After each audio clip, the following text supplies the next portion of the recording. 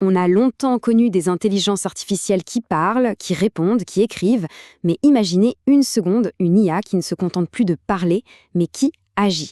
Eh bien, une nouvelle technologie est justement en train de rendre ça possible.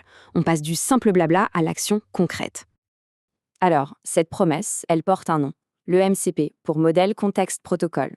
L'idée, c'est de permettre à des outils comme ChatGPT ou Claude de faire à peu près n'importe quoi à notre place. Et quand je dis n'importe quoi, c'est vraiment sans avoir à lever le petit doigt. Et attention, ce n'est plus de la science-fiction. Non, non. On a des démos bien réelles qui montrent des IA en train de créer, d'automatiser, d'agir directement dans nos logiciels. C'est une toute autre dimension qui s'ouvre, vraiment. Mais pour bien comprendre pourquoi c'est une révolution, il faut faire un petit retour en arrière. Il faut voir la limitation fondamentale qu'on avait jusqu'à maintenant. Jusqu'à très récemment, les IA, même les plus puissantes, étaient en quelque sorte enfermées dans une boîte. Ce genre de réponse, ça nous dit quelque chose, n'est-ce pas? On demande une tâche toute simple à une IA et, paf, elle se heurte à un mur. Elle peut générer du texte, oui, mais elle ne peut pas agir dans nos applications. Elle est complètement isolée du reste. Le point qui est absolument crucial à comprendre, c'est que les grands modèles de langage, les fameux LLM, ce sont des cerveaux. Ils sont excellents pour raisonner, pour analyser. Le problème, c'est qu'ils n'ont ni yeux, ni mains. Ils sont aveugles à nos données privées et complètement incapables d'interagir avec nos outils du quotidien. Alors, on pourrait se dire, pourquoi ne pas simplement les connecter? Eh bien, le problème, c'est que chaque outil parle sa propre langue technique via ce qu'on appelle une API. Pour les développeurs, c'était un véritable cauchemar. Il fallait créer un connecteur sur mesure pour chaque IA et pour chaque application. Un travail qui coûtait cher, qui était lent et qui en plus se cassait à la moindre mise à jour. Bref, un vrai sac de nœuds. Et c'est face à cet enchevêtrement que la société Anthropic a posé une question simple, mais absolument géniale. Et si, au lieu de créer des milliers de câbles différents, on créait un seul et unique adaptateur universel? Et voilà, cet adaptateur, c'est le Model Context Protocol, ou MCP. C'est un standard ouvert qui crée enfin un langage commun entre les IA et tout le reste de notre monde numérique. L'analogie est parfaite. Pour faire simple, le MCP est à l'IA ce que l'USB-C est à nos appareils électroniques. C'est fini le chaos des chargeurs et des câbles différents. Là, c'est une seule prise, un seul standard. Tout le monde peut enfin se brancher facilement. Concrètement, comment ça marche? Eh bien, l'architecture est très simple. D'un côté, il y a l'IA, par exemple Claude, qu'on appelle l'hôte. De l'autre côté, on a l'outil externe, comme Notion, qui lui joue le rôle de serveur. Et le MCP, c'est le pont, ce pont standardisé qui permet à l'hôte de voir et d'utiliser tout ce que le serveur lui propose.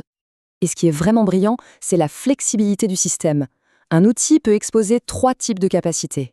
D'abord, des outils pour agir, comme envoyer un email. Ensuite, des ressources pour lire des informations, comme un document. Et même des prompts, c'est-à-dire des instructions préfaites pour être sûr que l'IA exécute une tâche de la meilleure manière qui soit. C'est bien plus qu'une simple connexion, vous voyez? Bon, à cette théorie, le plus impressionnant, c'est de voir tout ça en action. Alors passons aux démonstrations parce que c'est là qu'on voit à quel point ça transforme concrètement les capacités d'une IA. Premier exemple avec Notion. Une simple instruction en langage naturel et hop, l'IA crée une page directement dans l'espace de travail. Mais là où ça devient vraiment puissant, c'est quand on lui demande de créer une base de données complexe.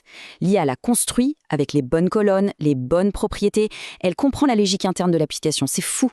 Allez, on passe à un cas encore plus spectaculaire. Blender, le logiciel de 3D. Et là, attention, on parle d'un logiciel installé sur un ordinateur, en local. L'IA peut prendre le contrôle de ce logiciel pour modéliser des objets, comme un ballon de basket ou même un château de sable, juste en se basant sur une image. Ça prouve que le MCP, ça marche aussi en dehors du cloud. Et pour l'automatisation, avec un outil comme N8N, une seule phrase suffit pour construire un flux de travail entier. Par exemple, dès que je publie une nouvelle vidéo sur YouTube, tu la postes sur Twitter et tu l'ajoutes à ma base de données. Et là, l'IA génère instantanément tout le squelette de l'automatisation. Il ne reste plus qu'à connecter les comptes. C'est un gain de temps énorme. Alors, toutes ces démonstrations, ce ne sont pas juste des petits gadgets sympas, non. Elles sont le signal d'un changement majeur. Le MCP n'est pas juste une technologie de plus, il est en train de devenir un véritable standard pour toute l'industrie. Et l'adoption a été fulgurante. Le protocole a été introduit par Anthropic fin 2024. En mars, son plus grand rival OpenAI l'adopte. En avril, c'est au tour de Google. C'est quelque chose de très rare et de très important. En un temps record, les plus grands concurrents du secteur se sont mis d'accord sur un standard ouvert au lieu de s'enfermer chacun dans leur coin. Et le résultat de tout ça? C'est une explosion de l'écosystème. Aujourd'hui, on a plus de 20 000 serveurs MCP qui sont déjà disponibles. Concrètement, ça veut dire qu'il existe déjà des prises universelles pour connecter les IA à des milliers d'outils et de services, sans le moindre effort. Je trouve que cette métaphore résume tout à la perfection.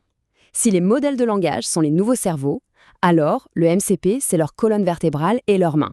C'est le système nerveux qui leur permet enfin de se connecter au monde réel et d'agir. Le point qu'il faut absolument retenir, c'est que le MCP transforme les chatbots en véritables agents autonomes. On ne parle plus à une IA, on lui donne des missions.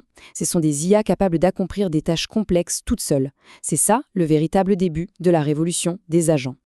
La question n'est donc plus de savoir si l'IA peut agir, mais ce qu'on va lui demander de construire. Maintenant qu'elle a des mains, les possibilités, elles semblent infinies. La vraie question, c'est que va-t-on bâtir avec cette nouvelle puissance ?